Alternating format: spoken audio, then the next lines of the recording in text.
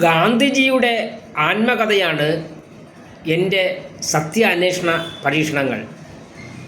ഇത് 1921 വരെയുള്ള അദ്ദേഹത്തിൻ്റെ ജീവിതത്തെക്കുറിച്ച് തൻ്റെ നവജീവൻ പ്രസിദ്ധീകരണത്തിൽ എഴുതിയതാണ്.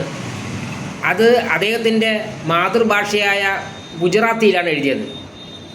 അത് 1927 പ്രസിദ്ധീകരിച്ചു. ഗുജറാത്തി ഭാഷയിൽ തന്നെയാണ് പ്രസിദ്ധീകരിച്ചത്.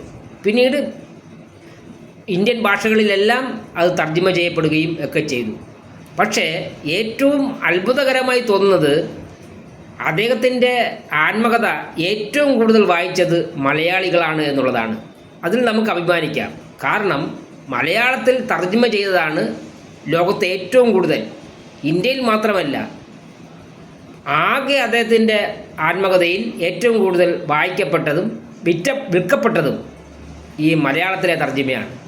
ഗുജറാത്ത് അതിൽ എത്രയോ പിന്നിലാണ്. അതാണ് വാസ്തവം. ഇന്നും ലോകത്ത് വിവിധ പതിപ്പുകളിൽ, അതായത് എല്ലാ ഭാഷകളിലും, ഇന്ത്യയിലെ എല്ലാ ഭാഷകളിലും പ്രസിദ്ധീകരിക്കുന്നുണ്ട്. അതിൽ തന്നെ 2 ലക്ഷം കോപ്പികൾ ഇങ്ങനെ വിവിധ ഭാഷകളിലായിട്ട് പ്രസിദ്ധീകരിക്കുന്നുണ്ട്. അതിലും ഏറ്റവും കൂടുതൽ മലയാളത്തിലാണ് ഓരോ വർഷവും വിൽക്കപ്പെടുന്നത്.